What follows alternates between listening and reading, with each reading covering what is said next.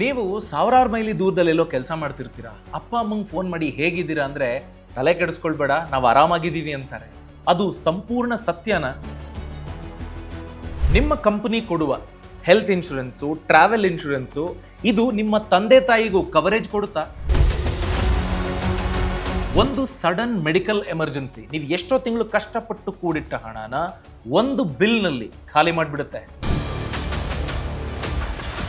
ನೀವು ನಿಮ್ಮ ಕುಟುಂಬಕ್ಕಾಗಿ ಅಂತ ಹೆಲ್ತ್ ಇನ್ಶೂರೆನ್ಸ್ ತಗೋತೀರಿ, ಅದರಲ್ಲಿರೋ ರೂಮ್ ರೆಂಟ್ ಲಿಮಿಟ್ ಅನ್ನೋ ಒಂದು ಕಂಡೀಷನ್ನು ಲಕ್ಷಾಂತರ ರೂಪಾಯಿ ಬಿಲ್ಲನ್ನು ನಿಮ್ಮ ಜೇಬ್ನಿಂದ ಕಟ್ಟೋ ಹಾಗೆ ಮಾಡಿಬಿಡುತ್ತೆ. ಒಂದು ವೇಳೆ NRI ಆಗಿದೆ, ನಾನ್ ರೆಸಿಡೆಂಟ್ ಇಂಡಿಯನ್, ವಿದೇಶದಲ್ಲಿ ಕೆಲಸ ಮಾಡ್ತಿದ್ದೀನಿ ಅನ್ನೋದಾದರೆ ನೀವು ಅಲ್ಲೇ ಕೂತ್ಕೊಂಡು ನಿಮ್ಮ ತಂದೆ ತಾಯಿಗೆ ಲಕ್ಷಾಂತರ ರೂಪಾಯಿ ಮೆಡಿಕಲ್ ಕವರೇಜನ್ನು ಬಹಳ ಸುಲಭವಾಗಿ ಕೊಂಡ್ಕೊಳ್ಬೋದು. ಅದು ಹೇಗೆ, ಏನೇನು ಕಂಡೀಷನನ್ನು ನೀವು ಅಬ್ಸರ್ವ್ ಮಾಡಬೇಕು, ಹೇಗೆ ಚೂಸ್ ಮಾಡಬೇಕು, ಈ ಎಲ್ಲದರ ಬಗ್ಗೆ ಈ ವಿಡಿಯೋದಲ್ಲಿ ಡೀಟೇಲ್ ಆಗಿ ನಾನು ನಿಮಗೆ ತಿಳಿಸ್ಕೊಡ್ತೀನಿ. ಸೊ ವಿಡಿಯೋ ಎಂಡ್ವರೆಗೂ ತಪ್ಪದೆ ನೋಡಿ. ನಮಸ್ಕಾರ, ನಾನು ಅಭಿಷೇಕ್ ರಾಮಪ್ಪ. ನೀವೆಲ್ಲರೂ ಒಂದು ವಿಷಯನ ಗಮನಿಸಬೇಕು. ಫಾರಿನ್ನಲ್ಲಿ ಕೆಲಸ ಮಾಡೋ ಪ್ರತಿ ವ್ಯಕ್ತಿ ಶ್ರೀಮಂತ ಆಗಿರೋದಿಲ್ಲ. ದುಬೈನಲ್ಲಿ ಇದ್ದುಕೊಂಡು ಟ್ಯಾಕ್ಸಿ ಓಡಿಸೋರು ಇರ್ತಾರೆ. ಅವರಲ್ಲಿ ಕೆಲಸ ಮಾಡಿಲ್ಲ ಅಂದರೆ ಇಲ್ಲಿ ವಯಸ್ಸಾದ ಅಪ್ಪ ಅಮ್ಮನಿಗೆ ಮೆಡಿಸಿನ್ ಕೊಡ್ಸೋಕ್ಕಾಗಲ್ಲ. ಈ ಥರದ ಸನ್ನಿವೇಶ ಇರುತ್ತೆ. ಸೊ ಫಾರಿನ್ನಲ್ಲಿ ಇದ್ದವ್ರು ಎಲ್ಲರೂ ಶ್ರೀಮಂತರಲ್ಲ. ಅವರಲ್ಲಿ ಕೆಲಸ ಮಾಡ್ತಾ ಅಪ್ಪ ಅಮ್ಮ ಚೆನ್ನಾಗಿದ್ದರೆ ಸಾಕಪ್ಪ ಅಂದ್ಕೊಳ್ತಾರೆ. ಒಂದು ವೇಳೆ ಮನೆಗೆ ವಾಪಸ್ ಬರಬೇಕು ಅಂತಂದರೆ ಎಕ್ಸ್ಪೆಕ್ಟೇಷನ್ ಏನು? ಹಾಯಾಗಿ ಮನೇಲಿದ್ದು ಅಪ್ಪ ಅಮ್ಮನ ಜೊತೆ ಕಾಲ ಕಳೆದು ಬರೋಣ ಅಂತ. ಒಂದು ವೇಳೆ ಹೆಲ್ತ್ ವಿಷಯದಲ್ಲಿ ಏನಾದರೂ ಹೆಚ್ಚು ಕಡಿಮೆ ಆದರೆ ನೀವು ಅಲ್ಲಿ ಕಷ್ಟಪಟ್ಟು ದುಡ್ದಿದ್ದ ಅಷ್ಟು ಹಣ ಆಸ್ಪತ್ರೆ ಬಿಲ್ಲಿಗೆ ಖರ್ಚಾಗ್ಬಿಡುತ್ತೆ. ನಾನು ಫಾರಿನಲ್ಲಿ ಇದ್ದೀನಲ್ಲ, ನನ್ನ ತಂದೆ ತಾಯಿನ ಕವರ್ ಮಾಡುವಂತಹ ಇನ್ಶೂರೆನ್ಸನ್ನು ನಾನು ಭಾರತದಲ್ಲಿ ಕೊಂಡುಕೊಳ್ಬೇಕಾ? ಏನೇನು ಕಂಡೀಷನ್ಸ್ ಇರ್ತವೆ? ಈ ಕನ್ಫ್ಯೂಷನ್ನಿಂದಾಗಿ ಇನ್ಶೂರೆನ್ಸನ್ನೇ ತಗೊಂಡಿರೋದಿಲ್ಲ. ಎಷ್ಟೋ ಜನ ಫಾರಿನಲ್ಲಿ ಇದ್ದುಕೊಂಡು ಲಕ್ಷಾಂತರ ರೂಪಾಯಿ ದುಡಿತಾ ಇದ್ರು ಸರಿಯಾದ ಒಂದು ಇನ್ಶೂರೆನ್ಸು ಅಪ್ಪ ಅಮ್ಮನಿಗೆ ಕವರೇಜ್ ಆಗೋ ಥರ ತಗೊಂಡೇ ಇರೋದಿಲ್ಲ. ಅದೇ ಕಾರಣಕ್ಕೆ ಎಮರ್ಜೆನ್ಸಿ ಟೈಮ್ನಲ್ಲಿ ನೀವು ನಿಮ್ಮ ಅಪ್ಪ ಅಮ್ಮನ ಜೊತೆ ಇರೋದಕ್ಕೆ ಬರಬೇಕು ಅಂತ ಅಂದ್ಕೊಂಡ್ರು ಸಡನ್ ಆಗಿ ಫ್ಲೈಟು ಅಂದ್ಕೊಂಡ್ರೆ ಅದು ಎಕ್ಸ್ಪೆನ್ಸಿವ್ ಇರ್ತದೆ, ರಜೆ ಸಿಗೋದಿಲ್ಲ, ಕೆಲಸ ಕಳ್ಕೊಳ್ಳೋ ಪರಿಸ್ಥಿತಿ ಎದುರಾಗಬಹುದು. ಈ ರೀತಿ ಆಗಬಾರ್ದು ಅಂತಂದರೆ NRIಗಳು ಇನ್ಶೂರೆನ್ಸನ್ನು ಹೇಗೆ ಕೊಂಡ್ಕೊಳ್ಬೇಕು ಅನ್ನೋದ್ರ ಬಗ್ಗೆ ಚರ್ಚೆ ಮಾಡೋಣ. MEA ministry of external affairs ಅಂದರೆ ವಿದೇಶಾಂಗ ವ್ಯವಹಾರಗಳ ಸಚಿವಾಲಯದ ದತ್ತಾಂಶ ಡಾಟಾ ಏನು ಹೇಳುತ್ತಪ್ಪ ಅಂತಂದರೆ 3.5 ಕೋಟಿ ವಿದೇಶಿ ಭಾರತೀಯರಿದ್ದಾರೆ. ಅದರಲ್ಲಿ 1,59,00,000 ಮಂದಿ NRIಗಳಿದ್ದಾರೆ, ನಾನ್ ರೆಸಿಡೆಂಟ್ ಇಂಡಿಯನ್ಸ್. ಇವರು ಸ್ವದೇಶದಲ್ಲಿ ಹೆಲ್ತ್ ಇನ್ಶೂರೆನ್ಸನ್ನು ಮಾಡಿಸೋದ್ರ ಬಗ್ಗೆ ಯೋಚನೆ ಕೂಡ ಮಾಡಿರೋದಿಲ್ಲ. ಅದೇ ಕಾರಣಕ್ಕೆ ನಾವು ಈ ವಿಡಿಯೋದಲ್ಲಿ NRIಗಳು OCI ಅಥವಾ PIO, NRI ನಾನ್ ರೆಸಿಡೆಂಟ್ ಇಂಡಿಯನ್, OCI ಅಂದರೆ ಓವರ್ಸೀಸ್ ಸಿಟಿಸನ್ ಆಫ್ ಇಂಡಿಯಾ, ಹಾಗೇನೆ PIO persons of Indian origin. So ಇವರುಗಳು ಭಾರತದಲ್ಲಿ ಇನ್ಶೂರೆನ್ಸ್ ಅನ್ನು ತಗೊಳ್ಬೇಕು ಅನ್ನೋದಾದ್ರೆ ಯಾವ ಫೀಚರ್ಸ್ ಅನ್ನ ಗಮನಿಸಬೇಕು? ವಿದೇಶದಲ್ಲಿ ಕೂತ್ಕೊಂಡೇ ವಿಮೆ ಖರೀದಿ ಮಾಡಬೇಕು, ಕ್ಲೈಮ್ ಮಾಡಬೇಕು ಅನ್ನೋದಾದ್ರೆ ಹೇಗೆ ಅನ್ನೋದನ್ನ ಡೀಟೇಲ್ ಆಗಿ ತಿಳ್ಕೊಳ್ಳೋಣ. ಮೊದಲನೇದು, NRIಗಳು ಭಾರತದಲ್ಲಿ ಹೆಲ್ತ್ ಇನ್ಶೂರೆನ್ಸ್ ಅನ್ನ ತಗೋಬಹುದಾ? ಹೌದು. NRI, OCI, PIO ಇವರು ಎಲ್ಲರೂ ಸಹ ಇಂಡಿಯಾದಲ್ಲಿ ಹೆಲ್ತ್ ಇನ್ಶೂರೆನ್ಸ್ ಅನ್ನು ಪಡ್ಕೊಳ್ಳೋದಕ್ಕೆ ಅರ್ಹರಾಗಿದ್ದಾರೆ. ಆದರೆ ನೀವು ತಿಳ್ಕೊಳ್ಬೇಕಾಗಿರುವ ಬಹಳ ಇಂಪಾರ್ಟೆಂಟ್ ಸೀಕ್ರೆಟ್ ಏನಪ್ಪಾ ಅಂತಂದ್ರೆ NRIಗಳಿಗೆ ಅಂತ ಸ್ಪೆಷಲ್ಲು ಇನ್ನೇನೋ ಇನ್ಶೂರೆನ್ಸ್ ಪಾಲಿಸಿ ಇದೆಯಾ? ಇಲ್ಲ. ಇಂಡಿಯಾದಲ್ಲಿರೋರು ಏನು ಸ್ಟ್ಯಾಂಡರ್ಡ್ ರಿಟೇಲ್ ಪ್ಲಾನ್ಗಳನ್ನು ತಗೊಳ್ತಾರಲ್ವಾ, ಆ ಥರದ ಹೆಲ್ತ್ ಪ್ಲಾನ್ಗಳೇ ನೀವು ತಗೊಳ್ತೀರಿ. ಆದರೆ ನಿಮ್ಮ ಇನ್ಶೂರೆನ್ಸ್ ಕಂಪನಿ ಕೇಳುತ್ತಲ್ಲ ನಿಮ್ಮ ನಿವಾಸದ ಸ್ಥಳ ಮಾಹಿತಿ ಅಂತ, ಆವಾಗ ರೆಸಿಡೆನ್ಸಿ ಸ್ಟೇಟಸನ್ನು ನೀವು NRI ಅನ್ನೋದನ್ನು ಮೆನ್ಷನ್ ಮಾಡಬೇಕಾಗತ್ತೆ. ಇಂಡಿಯನ್ ಅಡ್ರೆಸ್ಸು ಮತ್ತು ನೀವು ವಿದೇಶದಲ್ಲಿರುವಂಥ ಅಡ್ರೆಸ್ಸು ಎರಡನ್ನೂ ಕೊಡಬೇಕಾಗತ್ತೆ. ಸೊ ಕೆಲ ಷರತ್ತುಗಳನ್ನು ನೀವು ಈ ಥರ NRI ಆಗಿದ್ದುಕೊಂಡು ಇಂಡಿಯನ್ ಪಾಲಿಸಿಯನ್ನು ತಗೊಂಡಾಗ ವಿಧಿಸ್ತವೆ ಇನ್ಶೂರೆನ್ಸ್ ಕಂಪನಿಗಳು. ಅವೇನು? ಮೊದಲನೇದು, ಕವರೇಜು ಭಾರತಕ್ಕೆ ಮಾತ್ರ ಸೀಮಿತ ಆಗಿರುತ್ತೆ. ನೀವು ತಗೊಳ್ಳೋ ಪ್ಲಾನು ಇಂಡಿಯಾದ ಬೌಂಡ್ರಿ ಒಳಗೆ ಇರುವಂಥ ಆಸ್ಪತ್ರೆಗಳು, ಅಲ್ಲಾಗಿರುವಂಥ ವೆಚ್ಚಗಳು ಅದನ್ನು ಮಾತ್ರ ಕವರ್ ಮಾಡುತ್ತೆ. ನೀವು US ನಲ್ಲೋ UK ನಲ್ಲೋ UAE ನಲ್ಲೋ ಇದ್ದರೆ ಅಲ್ಲಿ ನೀವೇನಾದರೂ ಕವರೇಜ್ ಪಡ್ಕೊಳ್ಬೇಕು ಅನ್ನೋದಾದರೆ ನೀವು ಗ್ಲೋಬಲ್ ಅಥವಾ ಎಕ್ಸ್ಪ್ಯಾಟ್ ಪ್ಲಾನ್ ಅಂತ ಇರ್ತದೆ, ಅಂಥದನ್ನು ಕೊಂಡ್ಕೊಳ್ಬೇಕಾಗತ್ತೆ. ಭಾರತದ ಸಾಮಾನ್ಯ ಹೆಲ್ತ್ ಪ್ಲಾನ್ಗಳು ವಿದೇಶಿ ಚಿಕಿತ್ಸೆಗಳನ್ನು ಕವರ್ ಮಾಡೋದಿಲ್ಲ. ಎರಡನೇದೇನು? ಗಡಿ ಆಚೆಗೆ ಇರುವಂಥ ಚಾಲೆಂಜಸ್ಸು. ಏನದು? ಭಾರತದ ಹೊರಗೆ ನೀವೇನೋ ಚೆಕಪ್ ಮಾಡಿಸ್ಕೊಂಡಿರ್ತೀರಿ ಅಥವಾ ಹಾಸ್ಪಿಟಲೈಸ್ ಆಗೋದಕ್ಕೆ ಮುಂಚೆ ಏನೋ ಟ್ರೀಟ್ಮೆಂಟ್ ತೊಗೊಂಡಿರ್ತೀರಿ, ಅಂಥದ್ದು ಕ್ಲೇಮ್ ಮಾಡೋದಕ್ಕೆ ಯತ್ನಿಸಿದ್ರೆ ಆ ಪ್ರಕ್ರಿಯೆ ಕಷ್ಟ ಆಗುತ್ತೆ. ಯಾಕಂದರೆ ಫಾರಿನ್ ಮೆಡಿಕಲ್ ರೆಕಾರ್ಡ್ಸು, ಅವರು ಬಳಸೋ ಭಾಷೆ, ಅದನ್ನು ಇವರು ಅರ್ಥ ಮಾಡಿಕೊಂಡು ಈ ಟ್ರೀಟ್ಮೆಂಟಿಗೆ ಎಷ್ಟು ಅನ್ನೋದನ್ನು ಡಿಸೈಡ್ ಮಾಡೋದಕ್ಕೆ ಸ್ವಲ್ಪ ಟೈಮ್ ಹಿಡಿಯುತ್ತೆ. ಸೊ ನೀವು ಇಂಡಿಯಾದಲ್ಲೇ ಅದೇನದು ಪ್ರೀ ಹಾಸ್ಪಿಟಲೈಸೇಷನ್ ಚೆಕಪ್ಸ್ ಇದೆಲ್ಲ ಮಾಡಿಸ್ಕೊಂಡ್ರೆ ಕ್ಲೈಮ್ ಪ್ರಾಸೆಸ್ಗೆ ಈಸಿ ಆಗುತ್ತೆ. ಮೂರನೇದು ಡಿಸ್ಕೌಂಟ್. ನೀವು ಇಡೀ ಪಾಲಿಸಿ ವರ್ಷ ವಿದೇಶದಲ್ಲಿ ಇದ್ದಿದ್ದೆ ಆದರೆ ಕೆಲ ಇನ್ಶೂರೆನ್ಸ್ ಕಂಪನಿಗಳು ನಿಮಗೆ ಪ್ರೀಮಿಯಂ ಮೇಲೆ ಸ್ಪೆಷಲ್ ಡಿಸ್ಕೌಂಟ್ ಅನ್ನು ಸಹ ಕೊಡ್ತವೆ. ಸೊ ನೀವು ಅದಕ್ಕೂ ಪ್ಲಾನ್ ಮಾಡ್ಕೊಳ್ಬಹುದು. ಆದರೆ ಅದಕ್ಕೂ ಮುಂಚೆ ಕಂಡೀಷನ್ಸ್ ಏನಿದೆ ಅನ್ನೋದನ್ನ ಕ್ಲಿಯರ್ ಆಗಿ ನೀವು ಓದ್ಕೊಳ್ಬೇಕಾಗತ್ತೆ. ನೆಕ್ಸ್ಟ್ ಪಾಯಿಂಟ್ ಏನಪ್ಪಾ ಅಂತಂದ್ರೆ 5 ಪ್ರಮುಖ ಫೀಚರ್ಗಳು. ಎಷ್ಟೋ ಜನ ಗಮನಿಸೋ ಒಂದೇ ಫೀಚರ್ ಏನಪ್ಪಾ ಅಂತಂದ್ರೆ ಕವರೇಜ್ ಜಾಸ್ತಿ ಇದೆಯಾ ಅಂತ. ಅದು ಒಂದೇ ಇಂಪಾರ್ಟೆಂಟ್ ಆಗೋದಿಲ್ಲ.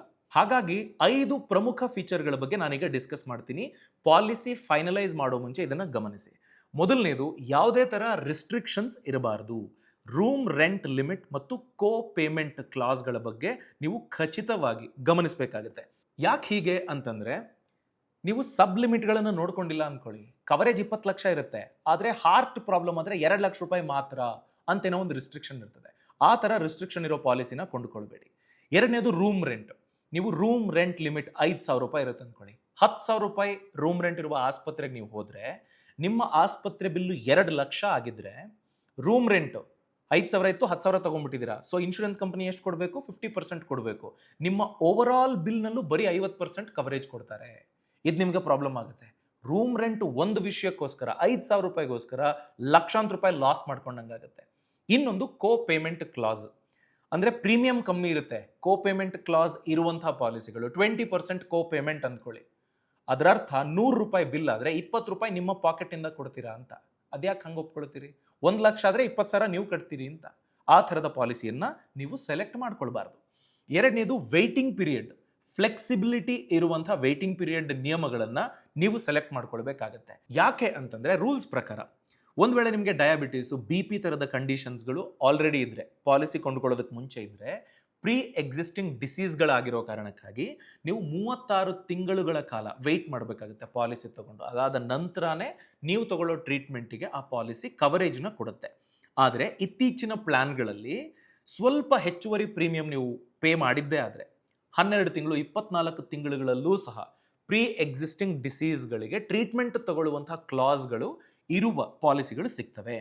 ಒಂದು ವೇಳೆ ನೀವು ಇಂಡಿಯಾಗೆ ವಾಪಸ್ ಪರ್ಮನೆಂಟ್ ಆಗಿ ಬರಬೇಕು ಅಂತ ಪ್ಲಾನ್ ಮಾಡ್ತಿದ್ದೀನಿ, ನನಗೆ ಯಾವುದೋ ಆಪರೇಷನ್ ಬಗ್ಗೆ ಪ್ಲಾನ್ ಮಾಡ್ಕೊಳ್ತಿದ್ದೀನಿ ಅನ್ನೋದಾದ್ರೆ PED ವೇವರ್ ಅಂತ ಒಂದು ಆಡ್ ಆನ್ ಸಿಗುತ್ತೆ. ಪ್ರೀ ಎಕ್ಸಿಸ್ಟಿಂಗ್ ಡಿಸೀಸ್ ಇದರ ಕುರಿತಾಗಿ ಇರುವ ಏನು ಟೈಮ್ ಲಿಮಿಟ್ ಇದೆಯಲ್ಲ ಅದನ್ನ ವೈವ್ ಆಫ್ ಮಾಡುವಂಥ ಆಡ್ ಆನ್ ಸಿಗುತ್ತೆ. ಆ ಥರದ ರೈಡರ್ ಅನ್ನು ನೀವು ಸೆಲೆಕ್ಟ್ ಮಾಡ್ಕೊಂಡಿದ್ದೆ ಆದರೆ ನೀವು ವಾಪಸ್ ಭಾರತಕ್ಕೆ ಬಂದಾಗ ಟ್ರೀಟ್ಮೆಂಟ್ ತಗೊಳ್ಳೋದಕ್ಕೆ ಹೆಲ್ಪ್ ಆಗುತ್ತೆ.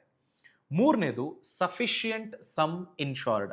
ವಿದೇಶಗಳಿಗೆ ಹೋಲಿಕೆ ಮಾಡಿಕೊಂಡಾಗ ಇಂಡಿಯಾದಲ್ಲಿ ಮೆಡಿಕಲ್ ಎಕ್ಸ್ಪೆನ್ಸು ಕಮ್ಮಿನೇ ಇರ್ಬೋದು. ಈಗ ಹೈದರಾಬಾದ್ ಅಂತೆಲ್ಲ ನೀವು ನೋಡಿಕೊಂಡ್ರೆ ಮೆಡಿಕಲ್ ಟೂರಿಸಂ ಅಂತಾನೆ ಟ್ರೀಟ್ಮೆಂಟ್ ತಗೊಳ್ಳೋಕ್ಕೆ ಜನ ಬೇರೆ ಕಡೆಯಿಂದ ಇಲ್ಲಿಗೆ ಬರ್ತಾರೆ. ಅಷ್ಟು ಅಫೋರ್ಡಬಲ್ ಟ್ರೀಟ್ಮೆಂಟ್ ಸಿಗುತ್ತೆ. ಆದರೆ ಇಂಡಿಯಾದಲ್ಲಿ ಹೆಲ್ತ್ ರಿಲೇಟೆಡ್ ಎಕ್ಸ್ಪೆನ್ಸ್ ಅನ್ನೋದಿದೆಯಲ್ಲ, ಅದರ ಇನ್ಫ್ಲೇಷನ್ ಜಾಸ್ತಿ ಇದೆ. ಅಂದರೆ ಕಳೆದ ವರ್ಷ ನಾನು 1 ಲಕ್ಷ ರೂಪಾಯಿ ಕೊಟ್ಟು ತಗೊಂಡ ಟ್ರೀಟ್ಮೆಂಟು ನೆಕ್ಸ್ಟ್ ವರ್ಷ ತಗೋಬೇಕು ಅಂದರೆ 1,14,000, 1,11,000 ಹೀಗೆ 11 to 14% ಜಾಸ್ತಿ ಇದೆ ಮೆಡಿಕಲ್ ಪ್ರೈಸ್ ಇನ್ಫ್ಲೇಷನ್. ಸೊ ಅದನ್ನು ನೀವು ನೋಡಿಕೊಂಡು ಹೆಚ್ಚಿನ ಕವರೇಜ್ನ ಪಡ್ಕೊಂಡ್ರೆ ಸೂಕ್ತ. ಯಾಕೆ ಅಂತಂದರೆ ಬೇಸ್ ಪಾಲಿಸಿ 5 ಲಕ್ಷ ರೂಪಾಯಿ ಕವರೇಜ್ ಇದೆ. ಇನ್ನು 5 ವರ್ಷದಲ್ಲಿ ಆ 5 ಲಕ್ಷ ರೂಪಾಯಿಂದ ಸಿಗುವ ಕವರೇಜು ಸಾಕಾಗುತ್ತಾ? ಸಾಕಾಗಲ್ಲ. ಈಗಿನ ಕಾಂಪ್ಲೆಕ್ಸಿಟೀಸನ್ನು ನೋಡಿಕೊಂಡಾಗ ಜಾಸ್ತಿ ದುಡ್ಡು ಬೇಕಾಗುತ್ತೆ. ಆ ಕಾರಣಕ್ಕೆ ಅಟ್ಲೀಸ್ಟ್ 15ರಿಂದ 25 ಲಕ್ಷದ ಬೇಸ್ ಕವರ್ ಇಟ್ಕೊಳ್ಳೋದು ತುಂಬ ಹೆಲ್ಪ್ಫುಲ್ಲು. ಸೊ ನೀವು ಹೆಚ್ಚು ಕವರೇಜ್ ಬೇಕು, ಹೆಚ್ಚು ಪ್ರೀಮಿಯಂ ಕೊಡಬಾರ್ದು ಅನ್ನೋದಾದ್ರೆ ಸೂಪರ್ ಟಾಪ್ ಅಪ್ ಪಾಲಿಸಿ ಅಂತ ಸಿಗುತ್ತೆ. ನೀವು ಅದನ್ನು ಕೊಂಡುಕೊಂಡಿದ್ದೆ ಆದರೆ ಹೆಚ್ಚಿನ ಕವರೇಜ್ಗೆ ಹೆಚ್ಚು ಪ್ರೀಮಿಯಂ ನೀವು ಪ್ರತಿ ವರ್ಷ ಕಟ್ಟಬೇಕಾಗಿ ಬರೋದಿಲ್ಲ. ನೆಕ್ಸ್ಟು, ರೀಸ್ಟೋರೇಷನ್ ಮತ್ತು ಲಾಯಲ್ಟಿ ಬೋನಸ್. ಇದು ಹೇಗೆ ಸಹಾಯ ಮಾಡುತ್ತೆ? ಈ 2 ಆಪ್ಷನ್ ನಿಮ್ಮ ಪಾಲಿಸಿನಲ್ಲಿ ಇದೆ ಅನ್ನೋದಾದ್ರೆ, ಫಾರ್ ಎಕ್ಸಾಂಪಲ್ ಒಂದು ಪಾಲಿಸಿ ವರ್ಷದಲ್ಲಿ ನಿಮ್ಮ ಸಮ್ ಇನ್ಶೋರ್ಡ್ ಖಾಲಿ ಆಗಿಬಿಡುತ್ತೆ. 25 ಲಕ್ಷ ಇತ್ತು, ಏನೋ ಆಪರೇಷನ್ ಮಾಡಿಸಿದ್ರಿ, ಖಾಲಿ ಆಗೋಯ್ತು ಅಂದ್ಕೊಳ್ಳಿ. ಅದು ಉಚಿತವಾಗಿ ರೀಸ್ಟೋರ್ ಆಗುತ್ತೆ. ಅದೇ ಪಾಲಿಸಿ ಇಯರಲ್ಲಿ ಒಂದು 3 ತಿಂಗಳು ಆಪರೇಷನ್ ಆಗಿ 3 ತಿಂಗಳಾದ್ಮೇಲೆ ಏನೋ ಪ್ರಾಬ್ಲಮ್ ಆಯ್ತು ಅಂದ್ಕೊಳ್ಳಿ, ನೀವು ಮತ್ತೆ 20 ಲಕ್ಷದೋ 25 ಲಕ್ಷದ್ದು ಟ್ರೀಟ್ಮೆಂಟ್ ಅನ್ನು ತಗೊಳ್ಳೋದಕ್ಕೆ ಅವಕಾಶ ಸಿಗುತ್ತೆ. ಇದನ್ನ ರೀಸ್ಟೋರೇಷನ್ ಅಂತಾರೆ. ಜೊತೆಗೆ ನೋ ಕ್ಲೇಮ್ ಬೋನಸ್ ಮತ್ತು ಲಾಯಲ್ಟಿ ಬೋನಸ್, ಈ ಥರದ ಆಪ್ಷನ್ ಇರೋ ಪ್ಲಾನ್ ಅನ್ನು ನೀವು ತಗೊಂಡಿದ್ದೆ ಆದರೆ ನೀವು ಪಾಲಿಸಿ ವರ್ಷದಲ್ಲಿ ಯಾವುದೇ ಥರ ಕ್ಲೇಮ್ ಅನ್ನು ತಗೊಂಡಿಲ್ಲ ಅಂತಂದ್ರೆ ನಿಮ್ಮ ಕವರೇಜ್ ಜಾಸ್ತಿ ಆಗ್ತಾ ಹೋಗುತ್ತೆ. 5ನೇ ಫೀಚರು, ನಂಬಿಕಸ್ಥ ಇನ್ಶೂರೆನ್ಸ್ ಕಂಪನಿಯನ್ನ ನೀವು ಆಯ್ಕೆ ಮಾಡ್ಕೊಳ್ಬೇಕು. ಅದಕ್ಕೆ ಏನನ್ನ ಚೆಕ್ ಮಾಡಬೇಕು ಅಂತಂದ್ರೆ, ಕಡಿಮೆ ಬೆಲೆಗೆ ಸಿಗುತ್ತೆ ಅಂತ ಕಣ್ಣು ಮುಚ್ಕೊಂಡು ಯಾವುದೇ ಪಾಲಿಸಿನ ತಗೋಬೇಡಿ. ಇನ್ಶೂರೆನ್ಸ್ ಕಂಪನಿನಲ್ಲಿ ಇನ್ಕರ್ಡ್ ಕ್ಲೇಮ್ ರೇಷಿಯೋ ICR ಅಂತಿರುತ್ತೆ, ಅದನ್ನ ಚೆಕ್ ಮಾಡಿ. ಅದು ಎಷ್ಟು ಜಾಸ್ತಿ ಇದ್ರೆ ಅಷ್ಟು ಉತ್ತಮ. ಹಾಗೇನೆ ಕಸ್ಟಮರ್ಸ್ ಇದ್ರ ಬಗ್ಗೆ ಏನು ರಿವ್ಯೂಸ್ ಕೊಟ್ಟಿದ್ದಾರೆ ಅದನ್ನು ಚೆಕ್ ಮಾಡಿ.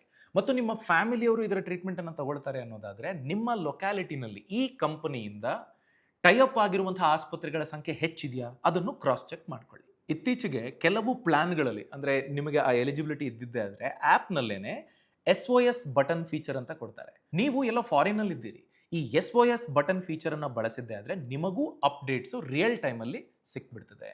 ಸೊ ನೀವು ಪ್ಲಾನ್ ಮಾಡ್ಕೊಳ್ಬೋದು ಅಪ್ಪ ಅಮ್ಮನಿಗೆ ಬೇಗ ಟ್ರೀಟ್ಮೆಂಟ್ ಸಿಗೋ ರೀತಿಯಲ್ಲಿ. ಕೈಗೆಟುಕುವ ದರದಲ್ಲಿ ಪ್ರೀಮಿಯಂ ಇರುತ್ತೆ. ಇದನ್ನ ಬಹಳ ಸುಲಭವಾಗಿ ಆನ್ಲೈನ್ ಪೇಮೆಂಟ್ ಆಯ್ಕೆಗಳ ಮುಖೇನ ಮ್ಯಾನೇಜ್ ಮಾಡಬಹುದು. ಕೆಲ ಪ್ಲಾನ್ಗಳಲ್ಲಂತೂ 40% ವರೆಗೆ ಡಿಸ್ಕೌಂಟ್ ಪಡ್ಕೊಳ್ಬಹುದು. ಇದು ಪಾಲಿಸಿ ಮತ್ತು ಎಲಿಜಿಬಿಲಿಟಿ ಅಂದ್ರೆ ಅರ್ಹತೆ ಅದರ ಮೇಲೆ ಡಿಪೆಂಡ್ ಆಗುತ್ತೆ. ಹಾಗಾದ್ರೆ ಈ ಆನ್ಲೈನ್ ನಲ್ಲಿ ಕೊಂಡುಕೊಳ್ಳೋ ಪ್ರಕ್ರಿಯೆ ಹೇಗಿರುತ್ತೆ, ಅದು ಹೇಗೆ ಕೆಲಸ ಮಾಡುತ್ತೆ ಈಗ ನೋಡೋಣ. ಈ ತರದ ಪಾಲಿಸಿಗಳನ್ನ ತಗೊಂಡ್ರೆ ನನ್ನ ಕುಟುಂಬಕ್ಕೆ ಹೆಲ್ಪ್ ಆಗುತ್ತೆ ಅನ್ನೋದಾದ್ರೆ ರೈಟ್, ನಾನು ತಗೊಳಕ್ ರೆಡಿ ಇದ್ದೀನಿ. ಹೇಗೆ ತಗೋಬೇಕು, ಪ್ರಕ್ರಿಯೆ ಏನು, ಅದಕ್ಕೆ ಅಂತ ನಾನು ಇಂಡಿಯಾಗೆ ಬರಬೇಕಾ? ಇಲ್ಲ, ನೀವು ಎಲ್ಲಿದ್ದೀರೋ ಫಾರಿನಲ್ಲೇ ಇದ್ದುಕೊಂಡು ಈ ಪಾಲಿಸಿಗಳನ್ನು ಕೊಂಡುಕೊಳ್ಳೋದಕ್ಕೆ ಸಾಧ್ಯ. ಅದು ಹೇಗೆ ಅಂತ ಈಗ ತಿಳ್ಕೊಳ್ಳೋಣ. ನೋಡಿ, ಮೊದಲನೇ ಹಂತ ಡಿಜಿಟಲ್ KYC. ಇನ್ಶೂರೆನ್ಸ್ ಕಂಪನಿ ಯಾವುದಿರ್ತದೋ ಅದರ ಆಧಾರದ ಮೇರೆಗೆ ಕೆಲ ಡಾಕ್ಯುಮೆಂಟ್ಸ್ಗಳು ಬದಲಾಗಬಹುದು. ಡಾಕ್ಯುಮೆಂಟ್ಸ್ಗಳನ್ನು ನೀವು ಕೊಡಬೇಕಾಗುತ್ತೆ. ಸಾಮಾನ್ಯವಾಗಿ passport, active passport, PAN card ಇಲ್ಲ ಅಂತಂದರೆ form 60, OCI card, in some cases ಅದನ್ನು ಕೇಳ್ತಾರೆ, ಭಾರತ ಮತ್ತು ವಿದೇಶಿ ವಿಳಾಸದ ಆಧಾರ ಮತ್ತು ರೆಸಿಡೆನ್ಸಿ ಡಿಕ್ಲರೇಷನ್ ಅನ್ನು ನೀವು ಕೊಡಬೇಕಾಗುತ್ತೆ. ಪ್ರೂಫ್ಗಳು, ಅಡ್ರೆಸ್ ಪ್ರೂಫು ಮತ್ತು ನಿಮ್ಮ ರೆಸಿಡೆನ್ಸಿನ ಡಿಕ್ಲೇರ್ ಮಾಡೋದಕ್ಕೆ ಕೆಲವು ಫಾರ್ಮ್ಸ್. ಇಂಟರ್ನ್ಯಾಷನಲ್ ವಿಡಿಯೋ KYC ಅಥವಾ CKYC, ಈ ಮೂಲಕ ನೀವು ಆನ್ಲೈನ್ KYC ಪ್ರಕ್ರಿಯೆಯನ್ನು ಮಾಡಿಬಿಡಬಹುದು. ಎರಡನೇದು ಪ್ರೀಮಿಯಂ ಪಾವತಿ. NRE ಅಥವಾ NRO ಈ ಥರದ ಅಕೌಂಟ್ಗಳು, ಬ್ಯಾಂಕ್ ಅಕೌಂಟ್ಗಳು ನಿಮ್ಮದಾಗಿರ್ತವೆ. ಅದರಿಂದ ನೇರವಾಗಿ ಭಾರತೀಯ ರೂಪಾಯಿಗಳಲ್ಲೇ ನೀವು ಪ್ರೀಮಿಯಮನ್ನು ಪಾವತಿಸಬಹುದು. ಹೆಚ್ಚಿನ ಇನ್ಶೂರೆನ್ಸ್ ಕಂಪನಿಗಳು ಭಾರತೀಯ credit card, debit card, net banking ಮತ್ತು UPI ಈ ಮುಖೇನ ಕೂಡ ನೀವು ಪಾಲಿಸಿ ರಿಲೇಟೆಡ್ ಪ್ರೀಮಿಯಮನ್ನು ಪೇ ಮಾಡೋದಕ್ಕೆ ಅಕ್ಸೆಪ್ಟ್ ಮಾಡ್ತವೆ. ಮೂರನೇದು ಮೆಡಿಕಲ್ ಅಂಡರ್ ರೈಟಿಂಗ್. ನಿಮ್ಮ ಏಜ್ ಎಷ್ಟು, ನಿಮ್ಮ ಹೆಲ್ತ್ ಬ್ಯಾಕ್ಗ್ರೌಂಡ್ ಏನಿದೆ, ನೀವು ಸೆಲೆಕ್ಟ್ ಮಾಡ್ಕೊಂಡಿರುವ ಕವರೇಜ್ಗೆ ಆಧಾರದ ಮೇರೆಗೆ ಇನ್ಶೂರೆನ್ಸ್ ಕಂಪನಿ ಮೆಡಿಕಲ್ ಚೆಕಪ್ಪನ್ನು ಕೇಳಬಹುದು. ಒಳ್ಳೆಯ ವಿಷಯ ಏನಪ್ಪ ಅಂತಂದರೆ, ನೀವು ಫಂಡಮೆಂಟಲ್ ಚೆಕಪ್ಗಳನ್ನು ವೈದ್ಯರ ಜೊತೆಗೆ ಮೆಡಿಕಲ್ ವಿಡಿಯೋ ಕಾಲ್ ಮೂಲಕ ಮಾಡಬಹುದು. ನೀವು ಅದಕ್ಕೆ ಇಲ್ಲಿಗೆ ಬರಬೇಕು ಅನ್ನೋದಿರಲ್ಲ. ಆದರೆ ನೀವು ಗಮನಿಸಬೇಕಾಗಿರೋ ಇನ್ನೊಂದು ಇಂಪಾರ್ಟೆಂಟ್ ವಿಷಯ ಇದೆ. ಒಂದು ವೇಳೆ ಯಾವುದೋ ಲ್ಯಾಬ್ ಟೆಸ್ಟ್ ಮಾಡಿಸ್ಬೇಕು, ಬ್ಲಡ್ ರಿಪೋರ್ಟ್ ಮಾಡಿಸ್ಕೊಳ್ಬೇಕು ಅಂದ್ಕೊಳ್ಳಿ, ನೀವು ಅಲ್ಲೆಲ್ಲೋ ಮಾಡಿಸಿ ಕೊಟ್ಟಿದ್ದನ್ನೇ ಅವ್ರು ಅಕ್ಸೆಪ್ಟ್ ಮಾಡೋದಿಲ್ಲ. ಸೊ ನೀವು ನೆಕ್ಸ್ಟ್ ಇಂಡಿಯಾಗೆ ಬಂದಾಗ ಅದನ್ನು ಮಾಡಿಸಿ ಕೊಡಬೇಕಾಗತ್ತೆ. ಅಲ್ಲಿವರೆಗೆ ಪಾಲಿಸಿಯನ್ನು ಹೋಲ್ಡ್ನಲ್ಲಿ ಇಟ್ಟಿರ್ತಾರೆ. ಸೊ ಇದು ಬಹಳ ಇಂಪಾರ್ಟೆಂಟು. ನಾಲ್ಕನೇದು ಪಾಲಿಸಿ ವಿತರಣೆ. ಪಾಲಿಸಿ ಅಪ್ರೂವ್ ಆದ ನಂತರ ನಿಮಗೆ ಈ ಪಾಲಿಸಿ ಇಮೇಲ್ ಬರುತ್ತೆ. ಪಾಲಿಸಿ ನಿಯಮಗಳನ್ನು ಪರಿಶೀಲಿಸೋದಕ್ಕೆ ನಿಮಗೆ 30 ದಿನಗಳ ಕಾಲ ಫ್ರೀ ಲುಕ್ ಪೀರಿಯಡ್ ಅಂತಿರುತ್ತೆ. ಈ 30 ದಿನಗಳ ಒಳಗಾಗಿ ನೀವು ಪಾಲಿಸಿ ಟರ್ಮ್ಸನ್ನೆಲ್ಲ ಓದಿ, ಈ ಪಾಯಿಂಟ್ ನಾನು ನೋಡಿರಲಿಲ್ವಲ್ಲ, ಈ ಥರ ಇದ್ರೆ ನನಗೆ ಪಾಲಿಸಿ ಬೇಡಪ್ಪ ಅನ್ನೋದಾದರೆ ನಿಮ್ಮ ದುಡ್ಡನ್ನು ವಾಪಸ್ ಕೊಡ್ತಾರೆ, ಪಾಲಿಸಿಯನ್ನು ಕ್ಯಾನ್ಸಲ್ ಮಾಡ್ತಾರೆ. ಈ ಫ್ರೀ ಲುಕ್ ಪೀರಿಯಡ್ 30 ದಿನಗಳ ಅವಕಾಶ ನಿಮಗೆ ಸಿಗುತ್ತೆ. ನೀವು ಒಂದು ವೇಳೆ ಪಾಲಿಸಿಯನ್ನು ಕೊಂಡುಕೊಳ್ಬೇಕು ಅನ್ನೋದಾದರೆ ಡಿಸ್ಕ್ರಿಪ್ಷನ್ ಮತ್ತು ಕಾಮೆಂಟ್ ಸೆಕ್ಷನಲ್ಲಿ ಲಿಂಕ್ ಇದೆ, ಕ್ಲಿಕ್ ಮಾಡಿ, ಡೀಟೇಲ್ಸನ್ನು ಎಂಟರ್ ಮಾಡಿ, ಟರ್ಮ್ಸ್ ಆ್ಯಂಡ್ ಕಂಡೀಷನ್ಸ್ ಓದಿ, ನಿಮಗೆ ಸೂಟ್ ಆಗುತ್ತೆ ಅಂದರೆ ಮಾತ್ರ ಕೊಂಡುಕೊಳ್ಳಿ. ಮುಂದುವರಿಬೇಕಾಗಿರೋದು ಕ್ಲೇಮ್ ಪ್ರಕ್ರಿಯೆ ಹೇಗೆ ಅಂತ. ಅಂದರೆ ನಾನು ಇವಾಗ ಅಲ್ಲೆಲ್ಲೋ ದೂರದಲ್ಲಿ ಕೂತ್ಕೊಂಡು ನನ್ನ ತಂದೆ ತಾಯಿಗೆ ಟ್ರೀಟ್ಮೆಂಟ್ ಕೊಡಿಸಿದಾಗ ಕ್ಲೇಮ್ ಮಾಡ್ಕೊಳ್ಳೋದಕ್ಕೆ ಏನಾದ್ರು ಪ್ರಾಬ್ಲಮ್ ಆಗುತ್ತಾ, ಇದು NRI ಪಾಲಿಸಿ ಅಂತ? ಹಾಗೇನೂ ಆಗೋದಿಲ್ಲ. ಅದರ ಬಗ್ಗೆ ಈಗ ತಿಳ್ಕೊಳ್ತಾ ಹೋಗೋಣ. ನೋಡಿ, ಮೊದಲನೇದು ಕ್ಯಾಶ್ಲೆಸ್ ರೂಟ್. ಇದು ಬಹಳ ಸಿಂಪಲ್. ನೀವು ನೆಟ್ವರ್ಕ್ ಆಸ್ಪತ್ರೆಗೆ ಹೋಗ್ತೀರಾ, ಅಡ್ಮಿಟ್ ಆಗ್ತೀರಾ, ಇನ್ಶೂರೆನ್ಸ್ ಡೀಟೇಲ್ಸನ್ನು ಕೊಡ್ತೀರಾ, ಕಂಪನಿ ಮತ್ತು ಆಸ್ಪತ್ರೆ ಮಾತಾಡ್ಕೊಳ್ತವೆ. ನಿಮಗೆ ಟ್ರೀಟ್ಮೆಂಟ್ ತೊಗೊಂಡ್ಮೇಲೆ ಇದು ಕವರ್ ಆಗಲ್ಲ, ಅದು ಕವರ್ ಆಗಲ್ಲ ಅಂದ್ಬಿಟ್ರೆ ಹೇಗಪ್ಪ ಅನ್ನೋ ಡೌಟ್ ಇದ್ದರೆ ಪ್ರೀ ಆಥರೈಸೇಷನ್ ಪಡ್ಕೊಳ್ಳೋದಕ್ಕೆ ಅವಕಾಶ ಇರುತ್ತೆ. ಕಂಪನಿ ಮತ್ತು ಆಸ್ಪತ್ರೆಗಳು ಮಾತಾಡಿಕೊಂಡು ಅದನ್ನೂ ಸಹ, ಅಂದರೆ ನೀವು ಇಷ್ಟು ಬಿಲ್ನವರೆಗೆ ಈ ಟ್ರೀಟ್ಮೆಂಟ್ಗೆ ಈ ಪಾಲಿಸಿಯನ್ನು ಬಳಸ್ಕೊಳ್ಬಹುದು ಅಂತ ಹೇಳ್ಬಿಡ್ತಾರೆ. ಸೊ ನೀವು ಅವಾಗ ಏನು ಮಾಡಬೇಕಾಗುತ್ತೆ, ಯಾವುದು ಎಕ್ಸ್ಕ್ಲೂಷನ್ಸ್ ಇರ್ತವೆ, ಅಂದರೆ ಇನ್ಶೂರೆನ್ಸ್ನಲ್ಲಿ ಕವರ್ ಆಗಲ್ಲ ಅನ್ನೋದು, ಅಂಥದನ್ನು ಮಾತ್ರ ಪೇ ಮಾಡಿದ್ರೆ ಸಾಕಾಗುತ್ತೆ. ಸೊ ಪ್ರೀ ಆಥರೈಸೇಷನ್ ಅನ್ನು ಪಡ್ಕೊಳ್ಬೋದು. ಎರಡನೇದು ರಿಯಂಬರ್ಸ್ಮೆಂಟು. ಅಂದರೆ ನೀವು ನೆಟ್ವರ್ಕ್ ಇಲ್ಲದೇ ಇರೋ ಆಸ್ಪತ್ರೆಗೆ ಯಾವುದಕ್ಕೂ ಹೋಗ್ತೀರಿ, ದಾಖಲಾಗ್ಬಿಡ್ತೀರಿ, ನೀವು ಬಿಲ್ಲನ್ನು ಕಂಪ್ಲೀಟ್ಲಿ ನಿಮ್ಮ ಜೇಬಿನಿಂದ ಪೇ ಮಾಡಬೇಕಾಗುತ್ತೆ. ಅದಾದಮೇಲೆ ಆ ಬಿಲ್ಗಳನ್ನು ಸಬ್ಮಿಟ್ ಮಾಡಿ ಕವರೇಜನ್ನು ಪಡ್ಕೊಳ್ಬೋದು. ನಿಮ್ಮ ಅಕೌಂಟಿಗೆ ನೀವು ಕಟ್ಟಿರುವ ಹಣದಲ್ಲಿ ಎಷ್ಟು ಎಲಿಜಿಬಲ್ ಇರ್ತದೋ ಅದು ವಾಪಸ್ ಬರುತ್ತೆ. NRIಗಳು ಬಹಳ ಎಚ್ಚರಿಕೆಯಿಂದ ಗಮನಿಸಬೇಕಾಗಿರೋ ಇನ್ನೊಂದು ವಿಚಾರ ಇದೆ.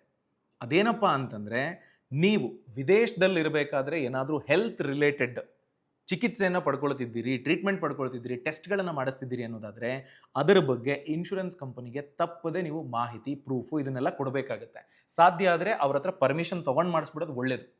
ಆ ಥರ ಇಲ್ಲ ಅಂತಂದರೆ, ನಾನು ಆಗಲೇ ಹೇಳಿದ್ನಲ್ಲ, ಅಲ್ಲಿನ ಮೆಡಿಕಲ್ ರೆಕಾರ್ಡ್ಸು ಅದನ್ನು ಕ್ರಾಸ್ ವೆರಿಫೈ ಮಾಡೋದು, ಅಲ್ಲಿನ ಸ್ಟ್ಯಾಂಡರ್ಡ್ ಟರ್ಮಿನಾಲಜೀಸ್ ಏನಿರ್ತವೆ ಅದು ಇವರಿಗೆ ಅರ್ಥ ಆಗದೆ ಹೋಗೋದು, ನೀವು ಕ್ಲೈಮಿಗೆ ಅಪ್ಲೈ ಮಾಡಿ ಅವ್ರು ರಿಜೆಕ್ಟ್ ಮಾಡೋದು, ಪ್ರೀಮಿಯಂ ಕಟ್ಟಿ ಪಾಲಿಸಿ ಇದ್ದೂ ನಿಮ್ಗೇನು ಯೂಸ್ ಆಗದೆ ಇರೋದು, ನಿಮ್ಮ ಸೇವಿಂಗ್ಸ್ ಹಾಳಾಗೋದು, ಈ ಥರದ್ದೆಲ್ಲ ಆಗ್ಬಿಡುತ್ತೆ. ಹಾಗಾಗಬಾರ್ದು ಅಂತಂದರೆ ನೀವು ಟ್ರೀಟ್ಮೆಂಟ್ ತೊಗೊಳ್ಳೋದಕ್ಕೆ ಮುಂಚೆ ಒಂದ್ಸತಿ ಕ್ರಾಸ್ ಚೆಕ್ ಮಾಡ್ಕೊಳ್ಳಿ. ನನಗೆ 25 ಲಕ್ಷ ಕವರೇಜ್ ಇದೆ ಅಂತ ಕಣ್ಣು ಮುಚ್ಕೊಂಡು ಏನೇನೋ ಮಾಡೋದಕ್ಕೆ ಹೋಗಬೇಡಿ.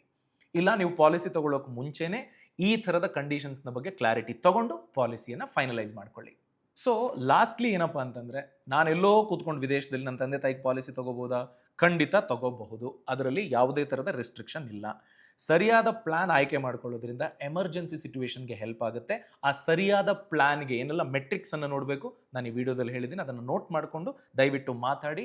ನಿಮಗೆ ಸೂಕ್ತ ಅನಿಸಿದರೆ ಮಾತ್ರ ಕೊಂಡುಕೊಳ್ಳಿ. ಇದರ ಜೊತೆಗೆ ನಾನು ಇನ್ಶೂರೆನ್ಸ್ ತಗೋತಿದ್ದೀನಲ್ಲ, ಅದಕ್ಕೆ ಟ್ಯಾಕ್ಸ್ ಎಕ್ಸಂಪ್ಷನ್ ಏನಾದರೂ ಸಿಗುತ್ತಾ? ಹೌದು, ಸಿಗುತ್ತೆ. ನೀವು ಭಾರತದಲ್ಲಿ ಆದಾಯ ಅಥವಾ ಕ್ಯಾಪಿಟಲ್ ಗೇನ್ಸ್ನಂಥ ತೆರಿಗೆಗೆ ಒಳಪಡುವ ವ್ಯಕ್ತಿಯಾಗಿದ್ದರೆ, ಓಲ್ಡ್ ಟ್ಯಾಕ್ಸ್ ರೆಜಿಮನ್ನು ನೀವು ಬಳಸ್ಕೊಳ್ತಾ ಇದ್ದರೆ, ಸೆಕ್ಷನ್ 80D ಪ್ರಕಾರ ನಿಮ್ಮ ತಂದೆ ತಾಯಿಯ ಒಳಿತಿಗಾಗಿ ನೀವು ತಗೊಂಡಿರೋ ಪ್ರೀಮಿಯಂ ಏನಿದೆ, ಇನ್ಶೂರೆನ್ಸ್ ಪ್ರೀಮಿಯಮ್ಮು, ಅದಕ್ಕೆ ತೆರಿಗೆ ವಿನಾಯಿತಿ ಸಿಗುತ್ತೆ. ಸೊ ಅದಕ್ಕೆ ಬೇಕಾಗಿರುವಂತಹ ಪ್ರೂಫ್ಗಳನ್ನು ನೀವು ಕೊಡಬೇಕು. ಕ್ಯಾಶ್ ಕೊಟ್ಟಿದ್ರೆ ಕ್ಲೇಮು ಸಿಗೋದಿಲ್ಲ. ಡಿಜಿಟಲ್ ಅಥವಾ ಆನ್ಲೈನ್ ಬ್ಯಾಂಕಿಂಗ್ ಮುಖೇನ ನೀವು ಕೊಟ್ಟಿದ್ರೆ ಅಂಥದ್ದು ನೀವು ಕ್ಲೇಮಿಗೆ ಬಳಸ್ಕೊಳ್ಬಹುದು. ಸೊ ತಡ ಮಾಡಬೇಡಿ. ನೀವು ವಿದೇಶದಲ್ಲಿ ಇದ್ಕೊಂಡು ಅಪ್ಪ ಅಮ್ಮ ಏನು ಮಾಡ್ಕೊಳ್ತಾರಪ್ಪ, ಅವ್ರ ಹೆಲ್ತ್ಗೆ ಏನಾಗುತ್ತಪ್ಪ ಅನ್ನೋ ಟೆನ್ಷನ್ ನಿಮಗಿದೆ ಅನ್ನೋದಾದರೆ ಈ ಥರದ ಪಾಲಿಸಿಗಳ ಬಗ್ಗೆ ನೀವು ಆಲೋಚನೆ ಮಾಡೋದು ಸೂಕ್ತ. ಅದರ ಅರ್ಥ ಪಾಲಿಸಿ ಒಂದು ಇದ್ಬಿಟ್ರೆ ಸಾಕು ನಾನು ನಿಶ್ಚಿಂತೆಯಾಗಿರ್ಬೋದು ಅಂತಲ್ಲ. ಆ ಸಡನ್ ಟೆನ್ಷನ್ ಇದೆಯಲ್ಲ ಎಮರ್ಜೆನ್ಸಿ ಸಿಚುವೇಷನಲ್ಲಿ, ಆ ಟೆನ್ಷನ್ನ ದೂರ ಮಾಡೋದಕ್ಕೆ ಹೆಲ್ಪ್ ಆಗುತ್ತೆ. ಸೊ ಡಿಸ್ಕ್ರಿಪ್ಷನ್ ಮತ್ತು ಕಾಮೆಂಟ್ ಸೆಕ್ಷನಲ್ಲಿ ಲಿಂಕ್ ಇದೆ, ಕ್ಲಿಕ್ ಮಾಡಿ, ಡೀಟೇಲ್ಸನ್ನು ಎಂಟ್ರಿ ಮಾಡಿ, ಕಂಪೇರ್ ಮಾಡಿ, ಟರ್ಮ್ಸ್ ಆ್ಯಂಡ್ ಕಂಡೀಷನ್ಸ್ ಓದಿ. ನಿಮಗೆ ಸೂಟ್ ಆಗುತ್ತೆ ಅನ್ನೋದಾದರೆ ಮಾತ್ರ ಕೊಂಡುಕೊಳ್ಳಿ. ಈ ಇನ್ಫಾರ್ಮೇಷನ್ ನಿಮ್ಗೆ ಇಷ್ಟ ಆಗಿದ್ರೆ ಲೈಕ್ ಮಾಡಿ. ನಿಮ್ಮ ಕುಟುಂಬದಲ್ಲಿ, ನಿಮ್ಮ ಫ್ರೆಂಡ್ ಸರ್ಕಲ್ನಲ್ಲಿ ವಿದೇಶದಲ್ಲಿ ಕೆಲಸ ಮಾಡ್ತಿರೋರು, ವಿದೇಶದಲ್ಲಿ ಸೆಟಲ್ ಆಗಿರೋರು ಇದ್ದರೆ, ಅವರ ತಂದೆ ತಾಯಿ ಇಂಡಿಯಾದಲ್ಲಿ ಇದ್ದಾರೆ ಅನ್ನೋದು ನಿಮಗೆ ಗೊತ್ತಿದ್ರೆ ಅಂಥವರಿಗೆ ವಿಡಿಯೋದ ಲಿಂಕನ್ನು ತಪ್ಪದೇ ಫಾರ್ವರ್ಡ್ ಮಾಡಿ. ನಿಮ್ಮ ಅಭಿಪ್ರಾಯನ ಕಾಮೆಂಟ್ ಸೆಕ್ಷನಲ್ಲಿ ತಪ್ಪದೇ ತಿಳಿಸಿ. Thanks for watching. All the best. Brand partnership ಮತ್ತು ಜಾಹೀರಾತಿಗಾಗಿ ಸಂಪರ್ಕಿಸಿ brand@bosswala.com. WhatsApp number 9108014192. Bosswala. Be the boss.